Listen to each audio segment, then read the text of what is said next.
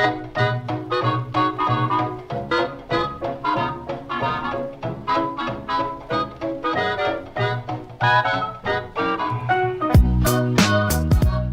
and welcome to Movie Film Studios, the only podcast that takes you inside the mind of two film studio executives as we unravel and re-ravel the best that Hollywood has to offer. I'm Isaac. And I'm AJ, and today in the Movie Film Studios Memorial Theatre, and I'll tell you why it's a Memorial Theatre soon, we sat down and watched the seminal horror classic A Nightmare on Elm Street. Obviously, every fourth week, as we mentioned, we do a film retrospective where we choose, instead of a new release or recent release film, we choose something from the past. Yeah. It was Halloween this week. I think our previous episode may have actually come out on Halloween, and we didn't really plan ahead enough to watch a horror movie then. Yes. So but obviously now it's sort of, I mean, you're listening to this obviously years after the release, so you don't know that we're a week behind. So the fact that I've mentioned it is just, that upfront honesty that you've come to expect. And look, here's the other thing as well. As we've implied in previous episodes, we do have the ability to time travel. So while we could have gone back into the past and inserted this episode at the correct time period that it was meant to come out at, we didn't do it. We didn't do it because we like to focus our time travel technology on promoting our films and making better films. This recording is just like it's a side project, really. We do it for you guys, so we don't really need to bother using it for that purpose. But anyway, I did mention that we were in the Movie Film Studios Memorial Theatre. Now, the reason that is, so last week we talked about Geostorm. And we pitched our sequels, actually, Geostorm 2 and Geostorm 3, or We'll just call it Geostorm 2222, and okay. you can put those 4 2s at any spot wherever within the title you want. Yeah. So, Isaac, I have good news and bad news. Right, okay. So the good news is, do you remember how the Movie Film Workshop was... Do I remember? I have had many sleepless nights. It's the only thing I can think of. Well, guess what? What? We got them back. Oh, thank They're goodness. Back. We got everyone back. We got Tim Benson back on board. We got the entire crew back on board to start making sets and props and all sorts of stuff for our Geostorm sequels. The bad news is a legitimate Geostorm hit the workshop. You're kidding. I'm not. It's an insane thing. What actually happened was the workshop decided that they wanted to be as close to real as possible. So they actually made a physical Dutch boy satellite. And I'm not talking about like a prop for prop's sake. No, they made a legitimate satellite. They launched it into space and they turned it on. The problem is it immediately unleashed a geostorm directly on top of the workshop. It's gone. We lost everyone and everything. So what I decided to do with our theatre was put up a simple plaque memorializing all the lives we lost in the Great Geostorm of 2017. But we did get a really nice theatre out of it, right? We absolutely... Yeah, we used the bits left over from the workshop destruction and we constructed a new theatre. So it is now the Movie Film Studios Memorial Theatre, dedicated to the lives lost during production of Geostorm 2 and 3. So are we going to still make Geostorm, or are we going to respect the memories of those working on it and we'll leave it as one of those... I think it's going to have to be the latter. I mean, it was such a blow to the rest of the studios. Like, the 80 lawyers we have employed here were just heartbroken. I mean, Al Gore will be crushed. I know. And I don't like disappointing the vice president when I can help it, but I'm afraid that it was just such a tragedy. We have to let it go. Look. And what are we doing about movie film workshops? Who's doing the props for our... Well, this is the thing. We're back at square one. Right. Because I did get a pitch from our legal team that we should have split movie film workshops into movie film digital and movie film practical. Okay. And that way we have 2 branches who can work on those things independently. So maybe this is the chance to this launch. Might be it. Yeah, this might be the fresh start we needed to, something that wiped the slate. I mean, with all due respect. Obviously the Geostorm split movie film studios apart physically. Yes. And now we're just doing that on paper for legally. Yeah. I mean, I'm not happy about the Geostorm happening, but there's always a silver lining. There's always new roads to go down, new paths to travel. So I think let's do it. All right, okay. Get the contract over to the lawyers immediately. I'm actually a little bit worried about the lawyers. I think they're forming like a critical mass. Oh, no. We keep hiring them and they're like almost becoming an evil entity in their own right. But I mean that's to be expected from a law firm, but we do have to keep an eye on that just in case they do. I periodically open my office window and yell down at them on the factory floor to work harder and to be better lawyers, and I don't know what else I can do to curb that.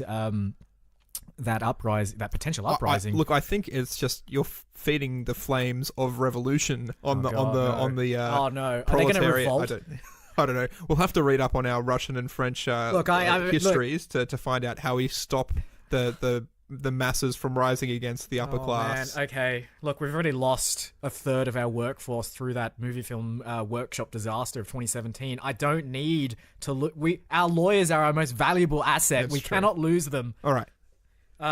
Anyway, let's continue. Let's go. So we enter This Week in Trailers. Yes. And this week we watched two trailers. The first of which was called Blockers. Blockers, yeah. Which is a comedy film in the same kind of vein as the Judd Apatow series of films, the 40-Year-Old Virgin and Funny People. This is 40. Yeah. I think the from the executive producers were from Neighbours. I think in Australia that's called Bad Neighbours. The Seth Rogen, Rose Byrne and Zac Efron vehicle about a new parents trying to raise a child next to a frat house. Indeed, so yes. Think that style of humour.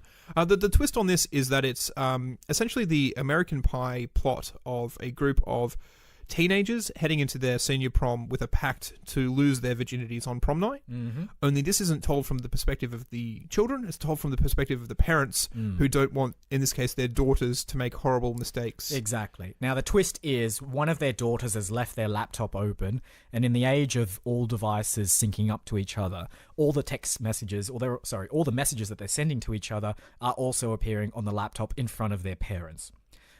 So cue the weird kind of interpretations of emojis, because that's to be fair, the only one that I know is eggplant, and eggplant means penis. I've certainly heard a fair few of the ones that they mentioned in there, but there's obviously the sort of cringe moment where parents are finding out what all these hidden meanings behind these emojis, and have figured out that they're talking about a giant sex pact. Yeah. And so we should probably mention at this point that the three parents, or the three main stars of the film, are Ike Barinholtz, yes, Leslie Mann, and John Cena. John Cena, yeah. Yeah, he's doing a bit of a Dwayne The Rock Johnson. He's moved into the film star. He's in action films, he's in comedies. He seems to have that propensity for both of those roles. Here's the problem I have with him, particularly in this role.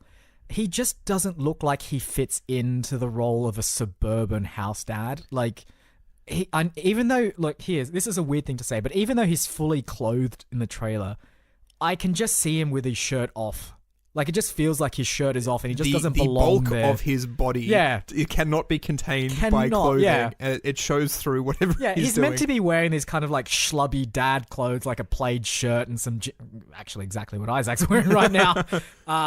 But because he is so burly and so built, it looks weird. It looks like it's been painted on, and it just like, you've got perfectly, medium body build of Leslie Mann and Ike, what's his name? Barinholtz, yeah. And then you've just got this hulking tank of a man next to them. To be fair, I think Ike Barinholtz must be about 6'4" and reasonably built. Really? He looks minuscule. He looks weedy John Cena, next to John Cena. Yeah. This is a very...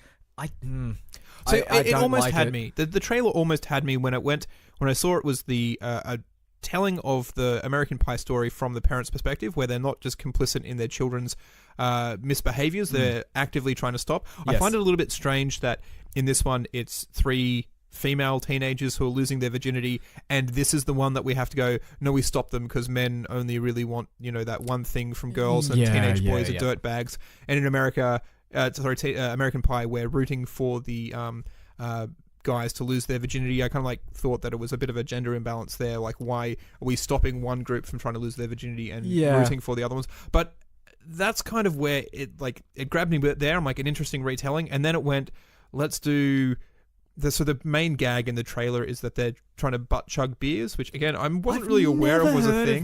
But apparently you stick a tube up your ass with a funnel in it, and you pour beer into your rectal cavity. And in this one, like John Cena accidentally clenches and fires the beer back into Ike Barinholtz's face. Yeah, and it's like, oh, it's disgusting ass beer. Yeah. And there's also a very creepy line where John Cena's character discusses or sort of makes mention of the fact that now every time he hugs his daughter, he can feel her boobs. And I was like, that is not a funny line. That's just gross and disgusting. And I don't want to ever see anything like this ever. Yeah, you raised the question of who is this for, and it's quite clearly not for teenagers because it's not a teen comedy, and it's not for parents because I can't imagine parents ever want to actually think about this sort of stuff with their kids. God, no. So there's a weird kind of void, I guess, where perhaps it's probably people our age, perhaps. It's, the 20 to 35-year-old people who don't have kids. Yeah. But it's like, oh, it's funny to see how dysfunctional parents can be. Yeah. It's like we're on that transitional period from being out of high school and that kind of world and transitioning more into a suburban adult, I guess. But we're in that little weird gap where we're like, I recognize aspects of that old world, and I also recognize aspects of this new world I'm about to go into. So maybe it's for... Maybe it is. Who knows? It's terrible. I'm not going to watch it. All right. Yeah, I also don't think I'm going to watch it. I also think it's not going to get great reviews, and we'll see. We haven't done one of those American style comedies on Movie Film Studios yet. Maybe we will. Yeah, they do seem to make a lot of money. Yeah. So maybe it is time that we took And I mean, we won't need the workshop for that either. There's not really much. No, I think we might have to found our own improv school and use that as a farm for like the Saturday Night Live type improvisers who come through and like the Dirtlings will be the Dirtlings. Yes, yeah. And we'll good idea. Cool. But let's get on to the next trailer. The next trailer, which was Winchester. The something about a haunted house. The house that ghosts built, I believe, was the little subtitle there. Now, this one's got Helen Mirren in it. Yes, it does. And an Australian actor who's been in a lot of things that I can't remember his name. Yeah, he was in Planet of the Apes, I think, in one of the more recent. One of the, Dawn of the War of the Battle of It was Dawn of the Planet of the Apes, not Rise. And then he was in Everest, and he was in Terminator Genesis. Terminator Genesis, that's right. His name's playing Jason, I think. Sure. Like that. He looks like a Jason. Yeah, sure. This is apparently based on a true story. I mean, inspired by actual events, I think is what they're saying. That's right, yeah. There's the widowed wife of the... Winchester Gun Company. The gun company, the people who made the automatic loading rifle, made a lot of money in the Old West, and she's widowed, and she's commissioned these people to build a house. But the house is 7 stories high, and there's hundreds of rooms, and she keeps... There's constantly being built, and there's rooms that lead nowhere, and doors that open onto nothing, and mazes, and it's just like, people are questioning her sanity as to building this house. I think this actual event may have happened. She built this like really weird house and constantly got people to change it. In this story, it seems as though her rationale behind it is to like trap souls or demons or ghosts in each of those rooms. Yep. And so this Australian actor whose name we think is Jason. Yep. So Jason comes in and he's just like, we're the caretakers of the Winchester fortune, and we are worried that you're spending all our money. And she's just like, there's things here. And so then you see the shots of like there's a mirror, and the mirror flips around, and there's a ghost boy there. There's she's like, ton of jump scares. Yeah. So it's that creepy hell is inhabiting the real world. Yeah. It's got this weird sort of like MC Escher architectural vibe to the house, which was interesting. Now, I'm not a horror fan by any stretch of the imagination. I actually will avoid it like the plague. But the whole concept of an MC Escher style house is actually really cool as a concept. And it looks like it's been shot really well. Yeah. It looks like the production and set design of actually building these rooms. Yeah. It looks good. Nice and then, period kind of feel. Yeah, like so it would have been like the late 1800s, end of the American Civil War sort of time frame, I think is generally where that's set. And then the idea of having an MC Escher house as like a trap for ghosts and souls and stuff like that is kind of weird and creepy, and it looks a bit freaky. Like we'll get into what we've watched this week for our Halloween episode retrospective, but there's obviously been a huge foundation for the last 30 or 40 years of how to freak people out in films. Yeah. And jump scares and having people hidden in corners that weren't there before is one of them. And this trailer is packed with that. So, I mean, like, again, I don't watch them because I generally don't like getting scared. And I was frightened by this trailer at certain points. Those damn jump scares. Jump scare. The one thing that I did like about this trailer, though, because you know how there's a lot of horror films, and usually it's just a single entity of some kind that's terrorizing a group of people, or it might be 2 or 3 entities at the most. This trailer had the gall to write on screen 500 spirits in this one house. Oh, it's just sort of like it literally cuts, goes spirits, demons, ghosts, poltergeists, specters, and just like everything. Every word that you can think of for like these demonic apparitions. It actually says those words on screen and cuts. It's like, we got them all, baby. Come down to Crazy Winchester's house. We've got spirits. We've got ghouls. We've got them out the wazoo. This week's special, 2-to-1 on apparitions. Enter the bedroom, and for the price of 1, you'll see 2 apparitions. That'll make you shit your pants. They're flying out the door. That's what it's like. Yeah, it is the movie film studio approach of like instead of 1, all. Yeah, just back up the truck and dump everything out. Yeah, and that'll do. Put them in. I think they've gone back and just checked and seen every single type of spectre and haunted entity there was, and they're all in there. It's like, you know what it's like? It's like the Avengers of haunted spirits. It is. It very much could be. It's like, the demonic girl from The Exorcist is in one room. She's in there. It's just a holiday mansion. Like that's what's. I would actually watch this film. Like the cameo appearances from every single like the guy from what's the name of the Hitchcock film? Psycho. Oh yeah. Norman Bates. He's in there somewhere. You've got the girl from The Ring just sort of popping up every now and then just to give. She's got to go somewhere on spring break. Absolutely. She can't go down to Miami with everyone else. It's the spring break of like horror. Oh my gosh. Speaking of which, and I'm gonna segue this into our feature film of franchises that have merged in with other franchises and have long spin-offs. Mm-hmm. This week, our feature film was A Nightmare on Elm Street, the original 1984 version, and I'm sure Freddy Krueger will probably pop up in that Winchester, the house that ghost built film. Yeah. But his original appearance, obviously back in '84, and as our Halloween retrospective, our very spooktacular. Spooky. I'd never seen this film before, and so we decided to go back and watch something that I suppose, as again kids of the 80s, was a very quintessential face. You can see that classic scarred and burnt face, and he's holding up his hand with his little knife finger blades. But it's interesting as well because this is probably one of the earlier horror films that I know of whereby the entity was not a slow-moving, melodramatic spirit of some kind. So it wasn't a zombie, it wasn't a slow-moving mummy, it wasn't a alluring and charismatic Dracula. It was a viciously and horribly scarred, fast-moving entity that existed only in Dreamscape. So it could do these things that no other thing before could. See, there's a weird thing. You're comparing Freddy Krueger here to the monster films. Yes.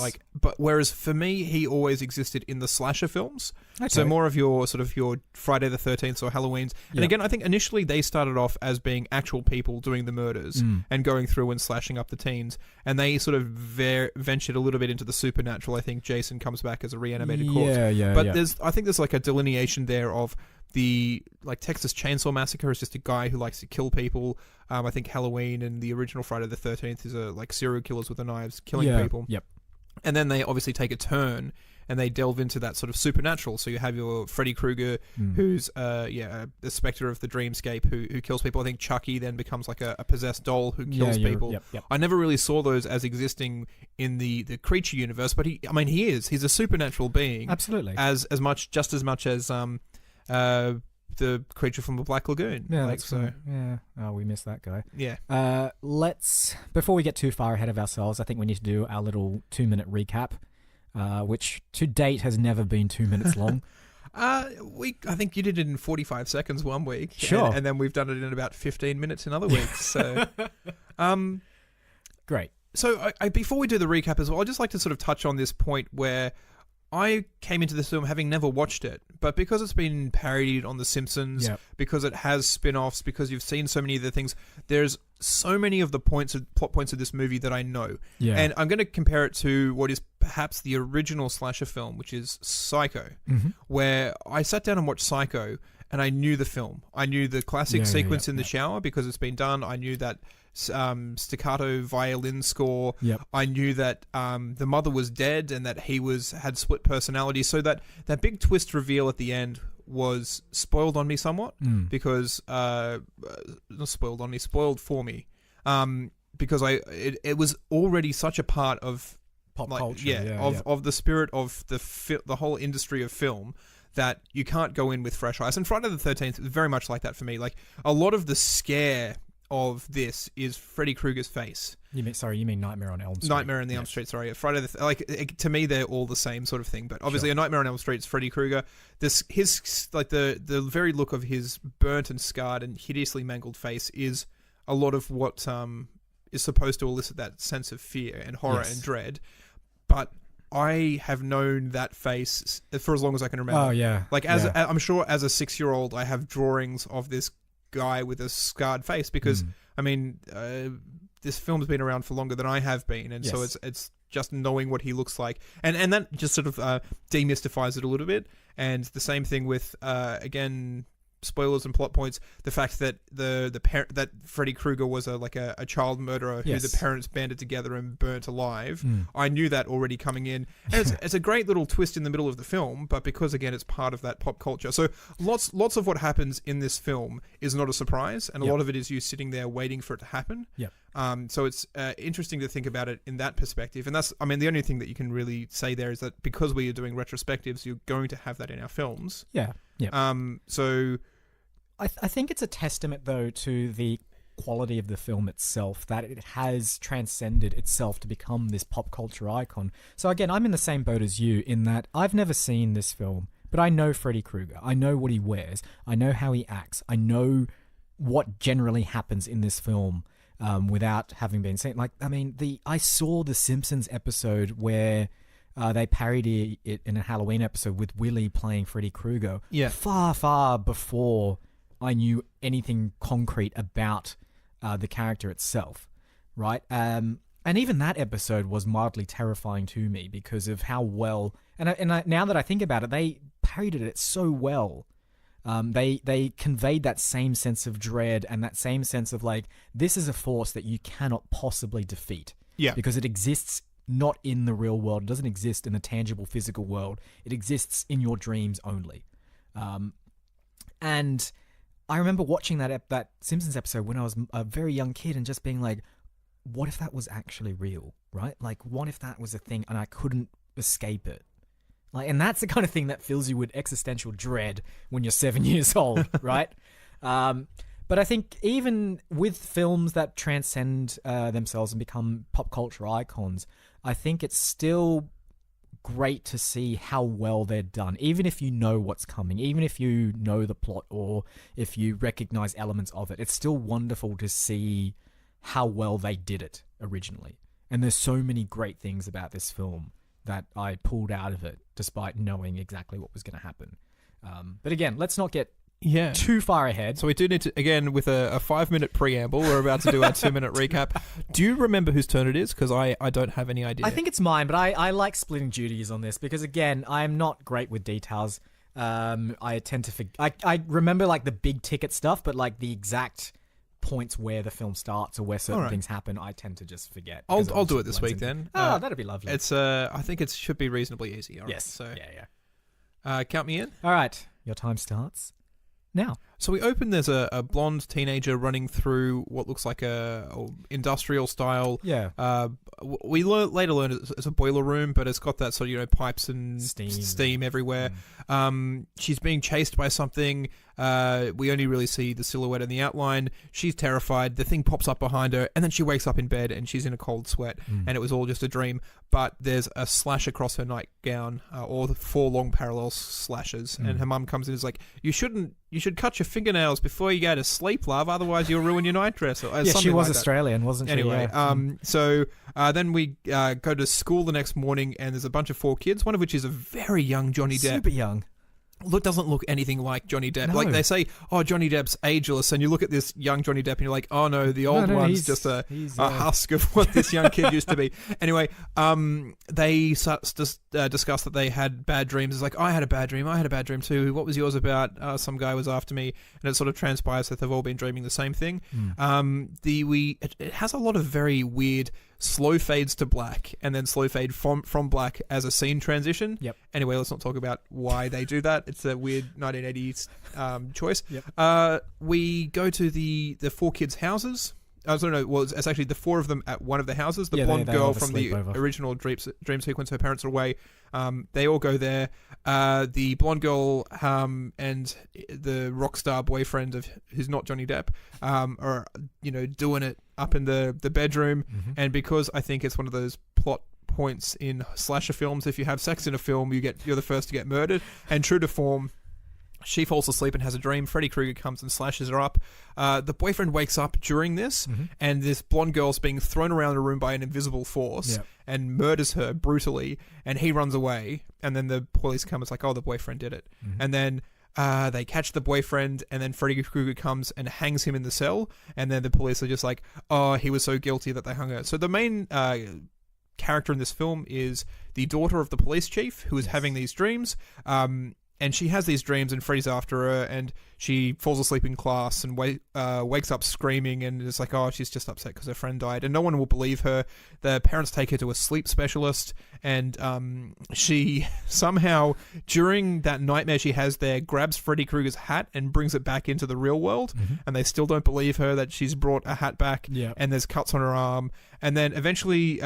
she formulates a plan. She does formulate a plan, which is very much Home Alone. She learns a book. She borrows a book, apparently, which has how to set up traps. Yep. She sets up traps in her house, and she's like, I'm going to fall asleep. I'm going to grab Freddy Krueger and then wake up. And I've established with this hat that I can drag them into the real world. She tries it. I think Johnny Depp gets murdered across the road, and all the police are over there. And she brings him back and then sets him alight, and the cops come in, but Freddy, who's already been burnt in the past, the fire doesn't help him, and he goes and kills this main girl's mum. And then it wakes up. It's like, it was all a dream the whole time, and there's a very bright and sunshiny, and there's a little bit of mist, and they get into a car which is coloured the same way as Freddy Krueger, and then they drive away, and they're screaming because the car is Freddy Krueger, and then Freddy Krueger drags the mum into the house. It's this really weird ending where you're not sure what parts of the film were and were not a dream. You're not sure who did and did not get killed. You're not sure how Freddy Krueger exists between the different, the dream world or the real world or his own creations. And essentially we end there, where Freddy Krueger is this manifestation of a dream world who cannot be killed by any means, and will always be there to haunt you. Indeed. Very creepy kind of ending, I guess. My reading of the ending is that, so her name is Nancy, the main character of this film. So Nancy, to defeat Freddy, her whole thing is like, I don't believe in you. You're not real. You're just a dream. My fear of you is the thing that's giving you power. That's right. If I ignore you and don't fear you, then I take away the power that I've given you. And so the film does this thing whereby it implies that she has now defeated him, and everything that he has done has now been reversed. So it sort of cuts to a scene where she's leaving the house. Her mum's still alive. All her friends are still alive, and she's about to go to school. But then it turns out it's actually another dream, and Freddy cannot be defeated. Yeah, I feel like it's a very Inception, dream within a dream within a dream. Little bit, yeah. And because there's not a huge difference between the real world and the dream world, so they're like, it won't show them falling asleep and then realizing they're in a dream. They're like sitting there trying to stay awake, and then they're like, I'm having trouble staying awake, so they'll get up to walk out, and they'll open a door, and it won't quite lead them to the right place. And you as the audience realize they're a dream, but as the characters in the film, they're still not like 100% sure what's going on. Nancy becomes a little bit more self-aware as the film progresses, because she is specifically trying to fall asleep to defeat Freddy. But for the most part, it's a weird kind of blend of like, well, is this are they asleep or not?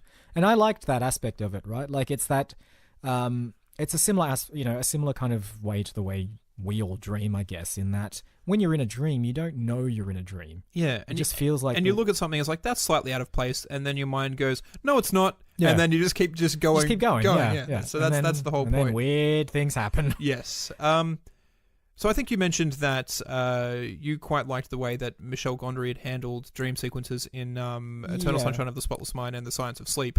And this sort of has a very sort of it's a similar familiar, kind of thing like a precursor to that sort of style, where it does dreaming in a way that is interesting and kind of feels like an actual dream. And being a film where the primary mode of your antagonist's method of killing you is through the dream world, it makes sense. And Wes Craven, I think is the director of the film, writer and director, handles that very, very well. Yeah.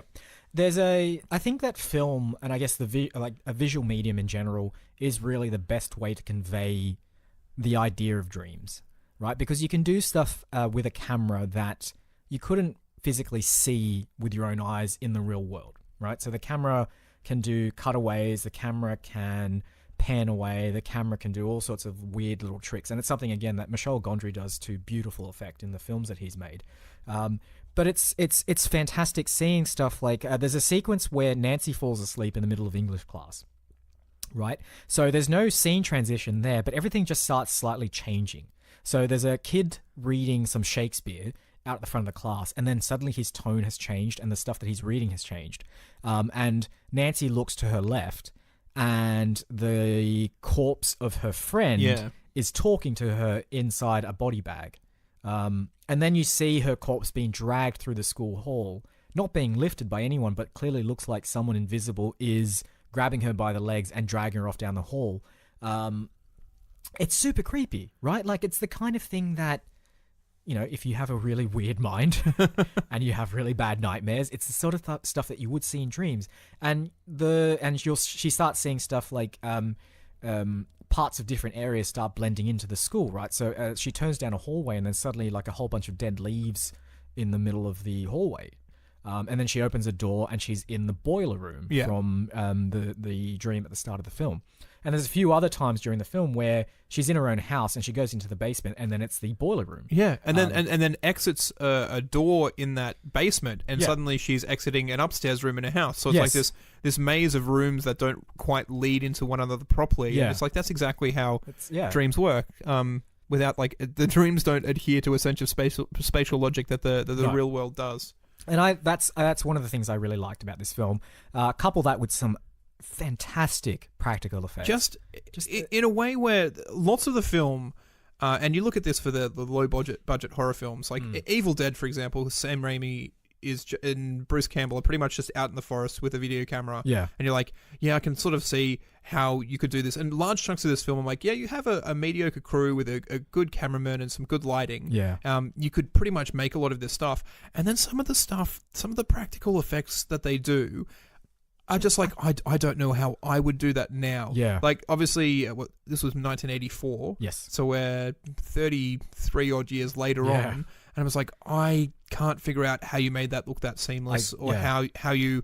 so one of the best examples is the boyfriend who has been accused of killing the original girl is locked up in a jail cell, and Freddy Krueger walks straight through the bars of the prison cell, and the way that it's shot is just seamless, just absolutely seamless. Like, he just keeps walking as if the bars aren't even there, and I have absolutely no idea how it looks that good. Yeah, I mean, I know how they did it, but it's just the quality of the way that they've done it is phenomenal. Even stuff like, so there's a couple of so in that same sequence, a little bit later on, you see the sheets of the bed that he's sleeping on start to contort and twist themselves up into a sort of rope. A rope, which is going to be a noose for him to hang himself. Yeah, and it starts going underneath his neck and tying itself up around his neck. Now, this is the kind of thing that they would do with stop motion photography, at least back in those days, whereby they'd shoot a frame of the rope, of the knot or whatever itself, move it slightly, shoot another frame, and keep doing that until they get the entire sequence down. Now, this doesn't always look natural because it's missing stuff like motion blur, it's missing stuff like the natural kind of gravity falling upon this kind of thing, but the action of it going around his neck looked amazing. It looked like the sheet was almost slithering, kind of like an entity on its own right. There's a shot where the mother is being dragged through her bed into so that the bed has turned into like this blue glowing portal, and she's sinking down into some sort of nether region-y hell sort of thing, and the lights are flashing, and then it just kind of flashes and the bed sheet's real again, and there's no vortex and it's literally like this transition where you go, it was seamless. I was looking for the transition and I didn't see it. There was a flash of light and it was just kind of there, and I'm not sure if it's the quality of the lighting or the way that the camera shot's been locked off or the way they've done the practical effect.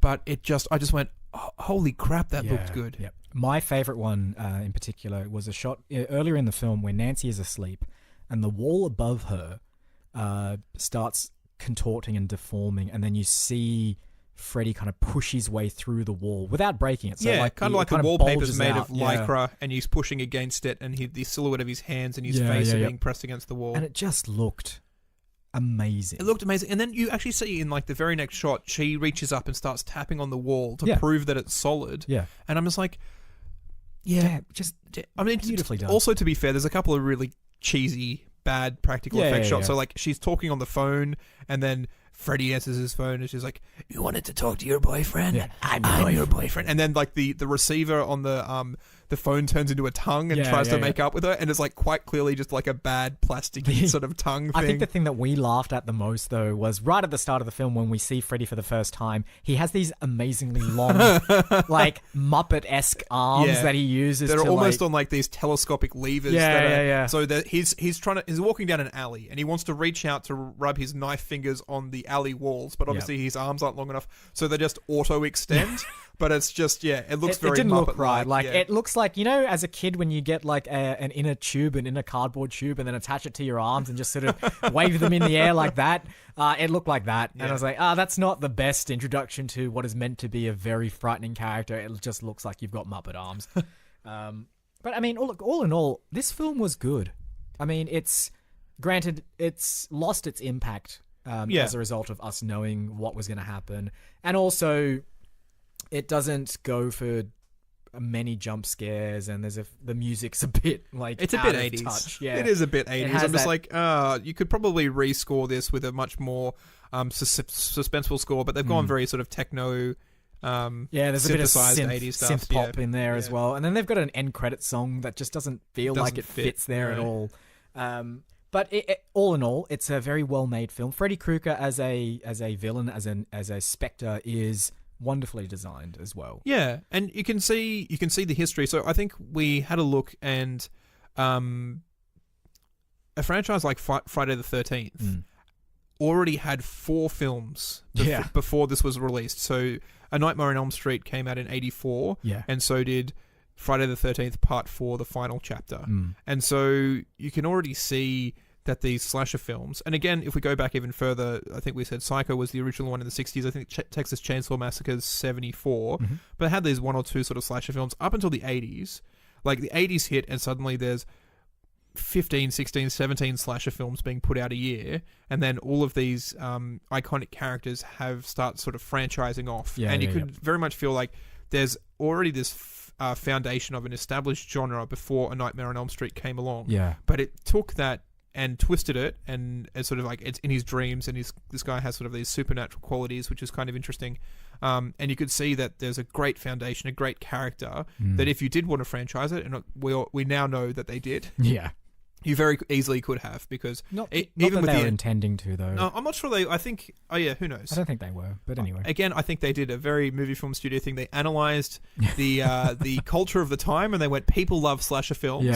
Let's create a character who can be in these slasher films." And if it's well received, because I'm sure there's hundreds of other slasher films that came out, and the main characters just weren't well received, and they didn't franchise Probably out. Not, but Freddy did, and then Freddy started versing all the Freddy versus Jason and. It's still going as well, that feud, apparently. Yeah, I don't know. Again, the Jason thing's a bit weird. I haven't seen the films. I know enough about it that like he died, and in the first film, I think his mother was actually dressing up as him to kill the people who And then in the second one, it's actually Jason. It's actually Jason's reanimated corpse, and then I think from then on, it actually becomes really weird. He becomes this zombie deity who they try and blow up, but he keeps coming back because of rituals and spells and stuff like that. Yeah. So Isaac, I mean, you just mentioned that slasher films are really popular. They are, and again, I mean, they're perennially popular. So we perennially popular. Yeah, sure. I don't know if that's the right usage of the word, but sure, why not? We had, I know what you did last summer. That franchise through the '90s, Scream, which obviously sort of referenced all those slasher films. They've done about 8 of them, haven't they? Yeah. It's a lot of Scream films. I know. And then even from then, Scary Movie franchised itself right, a parody? As a parody of a film which was a commentary on a genre. Saw? We're in reboot territory for Saw now. So I mean, the superhero genre has to be winding down at some point. We've already acknowledged there's certain road markers along the way that means that it's reaching the end of its tether. Yep. If we can start branching off into other genres, we might get our foot in the door early for whatever the next big one happens to be. Yeah. And I think slasher films could very well be it. Yeah, this is a great idea. And I mean, we've already kind of, we've done some sort of tiptoeing into this territory with our film, which was done Stephen V. King's clown-based social media, and now that he's teamed up with Tim Clancy, and they're they've actually got in the writers' room together and bouncing ideas off one another. Who knows what they can come up with? But before, I'm just going to have to say, we have a problem last week where we actually came up with some ideas, and we weren't in our green room, from a tax perspective. We can only claim work hours if we do it on work property. Okay. So I think we're going to have to, before we come up with any brilliant ideas, take it into the green room where all great ideas are born into existence and they're already greenlit. So let's go. Here we go. Up the stairs, take the elevator, secret key code. Remember what it is?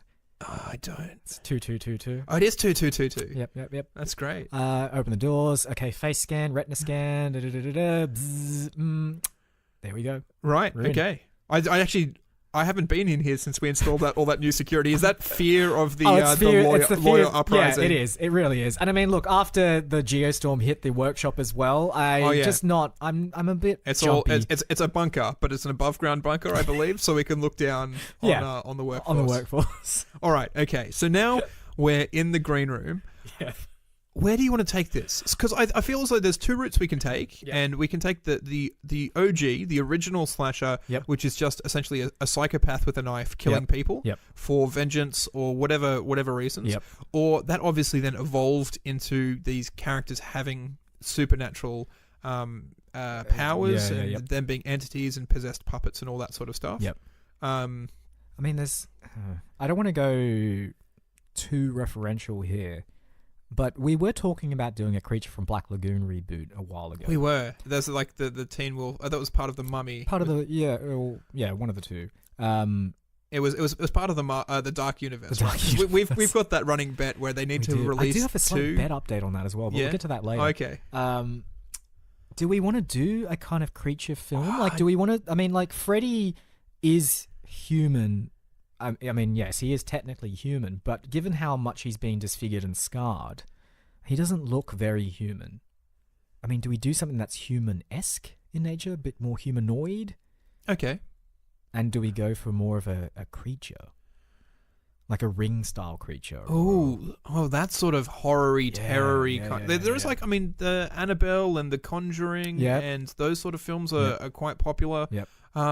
So we do an entity. Yes. A supernatural entity. That has, and it's obviously, I think, the seeking vengeance on people who have wronged it. I actually really like the A Nightmare on Elm Street. It's like your parents, or I was part of, you and your parents did something weird, and now I'm seeking vengeance on you as teenagers. I don't want our entity to just be a malicious entity for the sake of being malicious. I want it to have has a group of friends, gets along really, really well with, and as an entity, in some circles, real nice, but those group of friends, their parents didn't summon it from the hellspawn and just leave it out to die in the woods.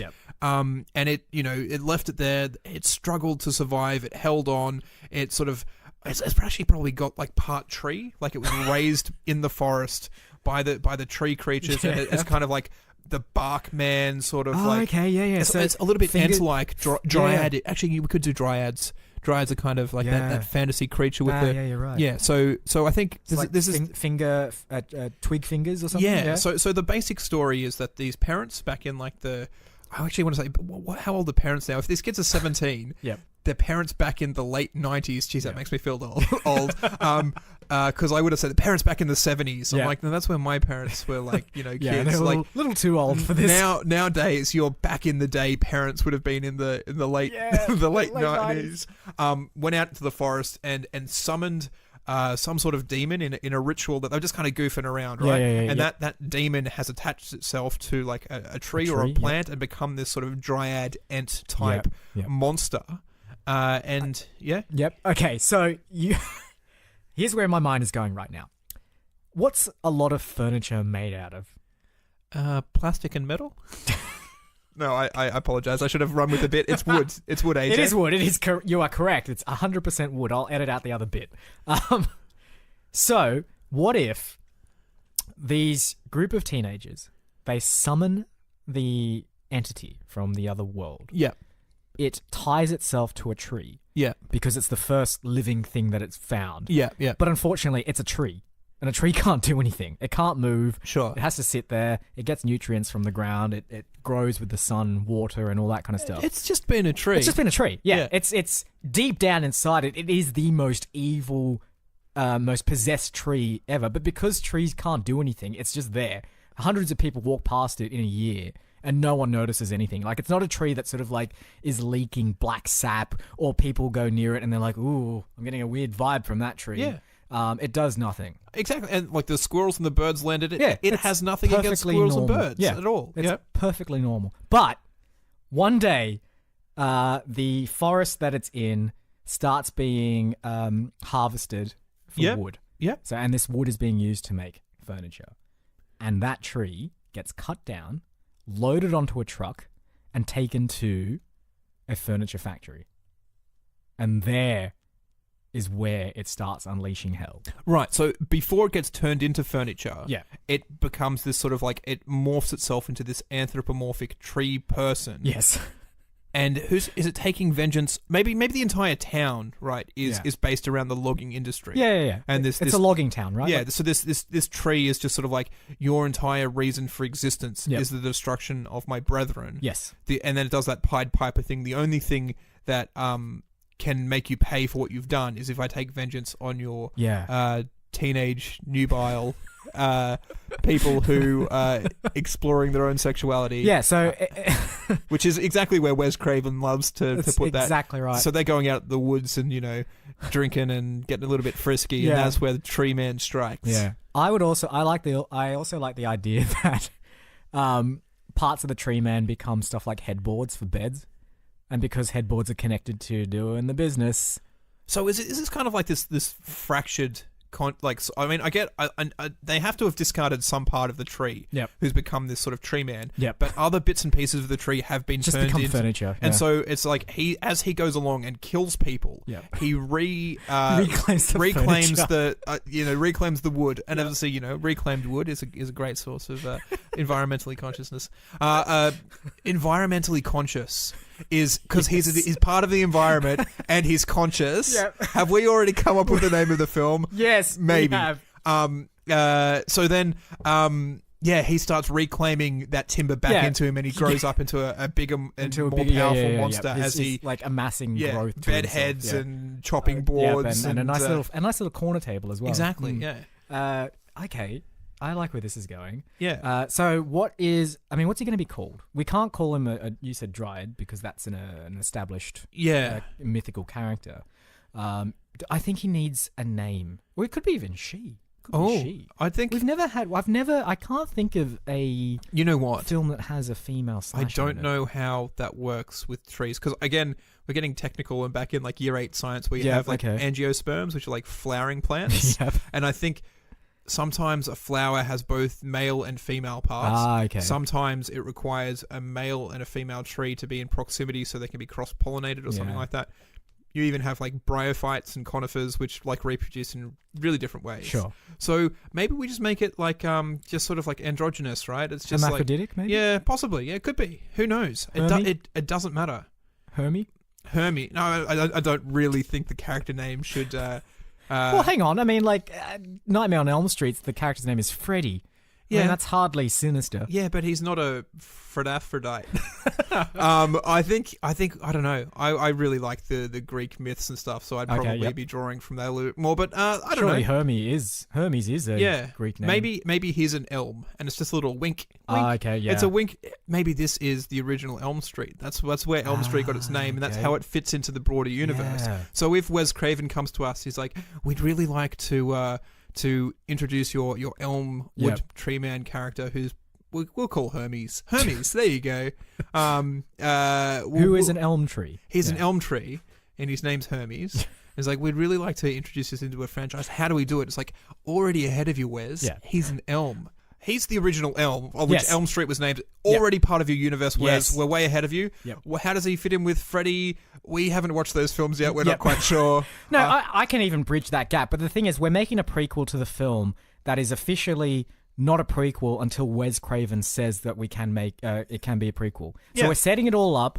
We're saying it's an elm tree, and it'll just fit beautifully into that universe without us having to do anything different. We're not violating copyright either. We're not directly referencing Freddy Krueger or any of the characters in that film, but it being a prequel set so far in the past has just enough to connect it to A Nightmare on Elm Street. Yeah. And my kind of thing is the bridging connection point there would be the elm tree, Hermes. Yeah. Whatever happens in our film, we haven't quite figured that out yet, but basically the spirit of Hermes goes forth to possess other people throughout the ages. At some point, it latches on to a actual person called Freddy Krueger, turns him evil. And what's Freddy Krueger's main thing? He's burnt. What does wood do? Burns. It burns. It burns. Yeah. In fact, perhaps that's how Hermes is, in air quotes, defeated at the end of Environmentally Conscious. Environmentally Conscious.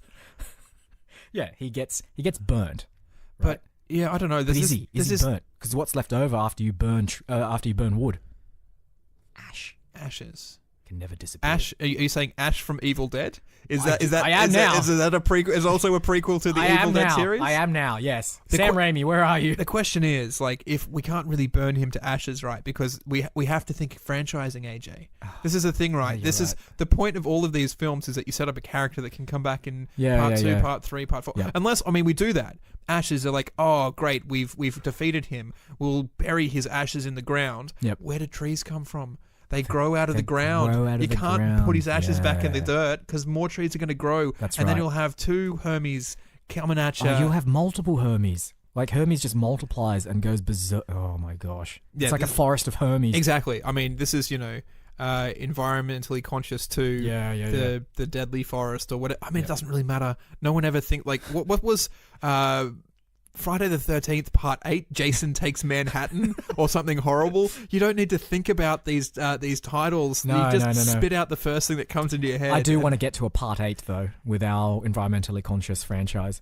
Now, okay, so we've got Hermes as our character. We know his backstory now. We know what he is. Yeah, his motivation. His motivations are. What can he actually do? How is he killing? Like, how is he slashing people? Is he... So I know we've got haunted furniture. Yeah.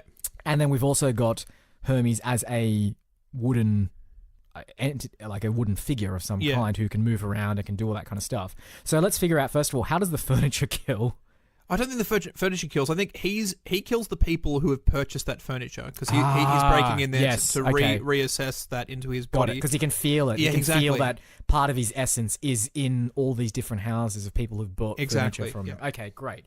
So how exactly does he or it kill? I think like there's, I can just picturing in my head that classic sort of like, the tree branch on the window with the lightning. It's like, oh, it was just a tree. Yep. Yeah, you're damn right. It was just a tree. It was Hermes. And like the branch comes in, reaches around it and sort of pulls it out, sort of Whomping Willow style. Okay, yeah. I think there's so many things you can do with like plants, like dragging people underground. Yeah. That's not bad. Like it's the tree's just sort of standing there. It's like just a tree. The roots come up out of the ground, grab your legs, and pull you underground. Becomes fertilizer. Yeah, exactly. Right? Like so that like he's harvesting people so that he or she, I'm going to say it from now on, so that it can create food for itself. Exactly. Yeah. Right. turning people into nourishment to make itself grow bigger and stronger.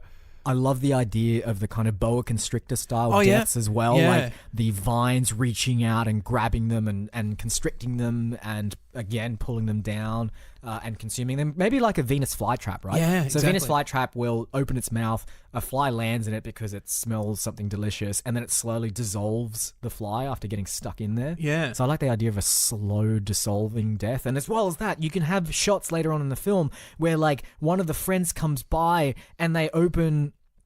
or they're somewhere and they open the door and then they see the partially decomposed body of one of their friends and it's all green and dripping and in the state of like in the process of becoming plant food, right? Like that's horrifying. And I think what we're doing here is and what we need to be doing, and we're doing a great job, is creating a compelling villain. Yeah. But the story is never really told from the perspective of the villain. No, good it's point. told from the perspective of the teenagers. Yeah. And I love that shot you've got of the even like worms, like it's turning into food. There's like dirt all over him, worms crawling in. That's a great jump scare moment. Yeah. But who are our teens? Who are they? And what are obviously their motivation is just for staying alive. They didn't know. No. They just went into the thrift shop for buying Christmas gifts. Yeah. There were nice chopping boards and rolling pins and chairs and stools and stuff like that. They're like, this will be great for presents for everyone. They didn't know that they were inviting cursed wood into their homes and that was going to kill them. So obviously that's happening. But who are they and what are their motivations? And really, it's one of those. What I love in these slasher films is that like there's 5 people enter but only 1 survives. Yeah. So we have 4 deaths to come up with and 4 characters to die. Yeah. So I think that'll be an interesting place to go. Okay. Who are they? Okay, I want to introduce a character called Susan. Susan, yeah. So Susan is a librarian, right? So already a disdain for the products that wood can create in terms of paper. I mean, but they're teenagers, usually a library assistant. Library assistant. Yeah, right? all right. So is she then like one of those sort of bookworms, bit of an outcast from school because she's just like, oh, who reads books nowadays? We're all ebooks and Kindles. Yes. What's a library anyway? I don't even know what Dewey Decimal means, Susan. Yeah, exactly. So she should be the first death. Yeah. Purely because she's got an even bigger connection to wood and to wood products than everyone else. Yeah, exactly. So the Hermes, the tree monster, sees her in what is essentially like a slaughterhouse of like like rows and rows and rows of his mangled and pulped up brethren, friends. And Hermes is just like, you have to go. Oh, I think that Hermes should see her like with one of those stamps as well, just like beating a book with the stamp. Yeah. And like, to her perspective, it's just like, I'm stamping this book. Because So opening death, she's leaving the library. Yep. It's late at night. It's a little bit windy. She's clutching the books to her chest. Yep. And then it starts to rain. There's a flash of lightning. You see a tree silhouette, and she's just like, I don't remember seeing that tree there before. Yeah. And then like she continues walking, and then suddenly like a group of leaves just sort of like drifts by, just like flutters by. Oh, right. Oh, what was that?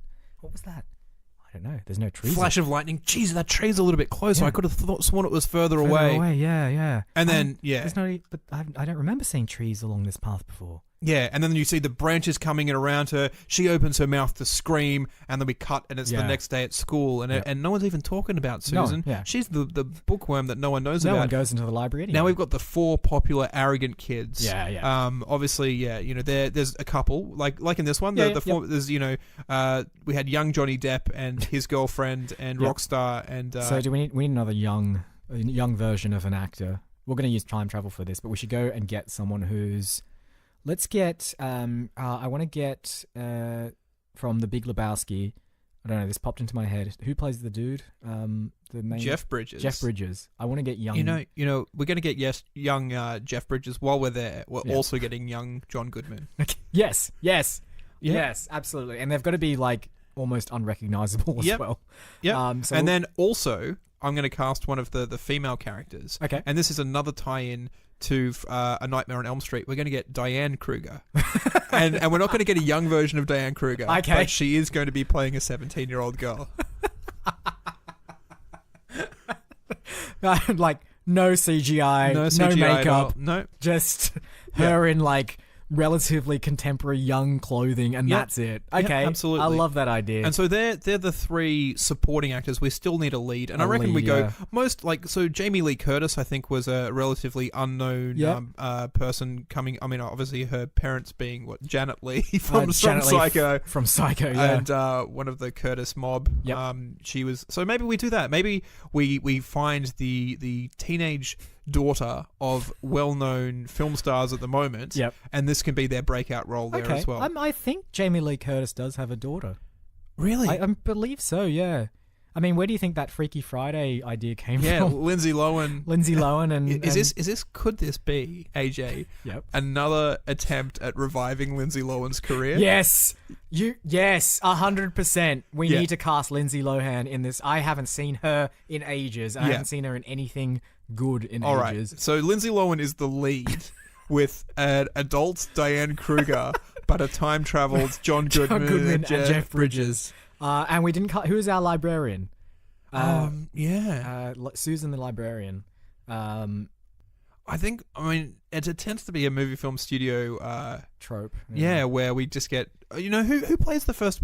Drew Barrymore plays the first to die, I think, in Scream. Maybe we go that route and we pick a young person who was a child star who hasn't been doing much recently.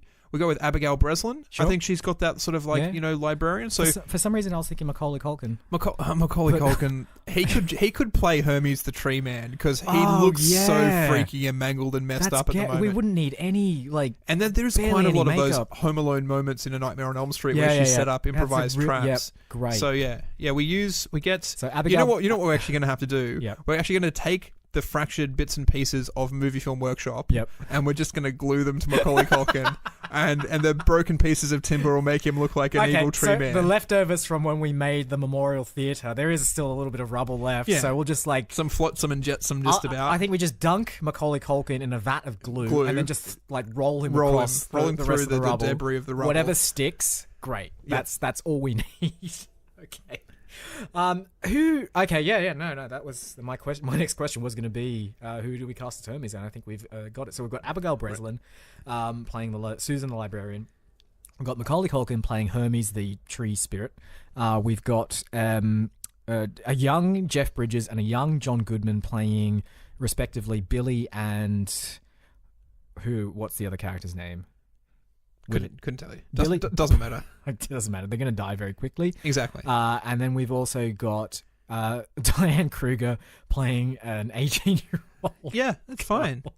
And they say in Hollywood that they only cast young starlets. I mean, and I'm not saying that Diane Kruger's old, but age doesn't matter, and it shouldn't matter when we're casting roles. It shouldn't be a barrier to hold you back from playing any role. I think we prove that time and time again. We have proven that we do not care about casting to type. You know how much we don't care about it? We're not even going to invest in time travel technology for Jeff Bridges and John Goodman. We're just going to cast them. We're just going to get as they are, because age is beautiful. And so they're playing the teenagers. You know what? That is a fantastic. We need to give the time traveling machine a little bit of a rest. Anyway. Exactly. Yeah. The lawyers are getting a bit antsy about it. It is somewhat like ripping holes in the fabric of time. There are things that are bleeding through that shouldn't. I'm fairly sure I saw a Roman centurion walking around the studio floor the other day. I thought it was a costume, but we're not working on any Roman centurion films, so I really think that realities are starting to bend and things are starting to bleed through, so we might need to give it a bit of a rest. A little bit of a rest, a little bit careful with time traveling. If Back to the Future has taught me anything, you may end up sleeping with your mother. I mean, to be fair, like all of the photographs that I have in my office don't have any of my family in the background, but that's not because they got erased from time. They just decide they don't exist. They, I'm all alone in this world. You're a classic Hollywood executive. Yeah, man. No time for anyone else. No, you're my idol. So I think it's good. I think it's got franchise potential. So much potential. It has so many of those classic horror movie tropes to it. There's so many things that we can do with the tree. So many great deaths that we can happen. We've got a cast of stars that'll just draw in a crowd. Yep. And the thing is, whatever you do to a tree, you cannot defeat it. Exactly. Even if you burn it, there's ash. Ash refertilizes the ground. I think humanity as a species is trying to do a really good job of destroying trees. But eventually, as time will tell, the trees will rise up against us. You know what's good about this? There is a slight environmental... I mean, obviously the film is called Environmentally Conscious, so there is an environmental message behind it. So if Al Gore is feeling a bit burnt by the fact that we couldn't get Geostorm 2 and 3 out of the, out of the yard or out into the cinemas, I think we get him back for this one. I mean, he can finance the film and he can play one of the parents. He can play one of the parents. I mean, yeah, John Goodman's dad, played by Al Gore. Is there anything less believable? It just feels right. Yeah. It just feels right. I think they're probably about the same age too. All right. Okay. Well, I think that's it. I think we have birthed our baby, environmentally conscious. Environmentally conscious. It's the title of the film doesn't really strike terror quite like A Nightmare on Elm Street. Well, yeah, but I mean, surely there's a whole bunch of other... actually, no. Friday the 13th. I mean, Halloween. that doesn't sound... Friday the 13th doesn't sound that scary. It's like it's a day and a number. Yeah, exactly. So this, what's scarier than consciousness? I've been grappling with that existential crisis since I became aware of myself. So, but the thing is, like, these kind of films, the titles of them take on new meanings when the film comes out. Yeah. So right now, environmentally conscious doesn't mean much after our film comes out. Yeah, though. exactly. No one's going to be talking about environmental consciousness. Exactly. In the same way. They're going to go, that's a good thing. It's like, no, it's not. It's the most terrifying thing I've ever seen. Yeah. It's I can't wait. All right. It's greenlit. I don't watch horror films, but I will watch this one. Exactly. So you mentioned that you had news about our Dark Universe bet. I do. So there is a new product within the Dark Universe. Now, it's not a film. It's not a TV show. It's actually a video game. Okay. It's called The Mummy Demastered. And it is meant to be part of that film franchise. It is supposedly starring the same characters in it, but it's like a 2D, 16-bit style, Metroidvania style video game.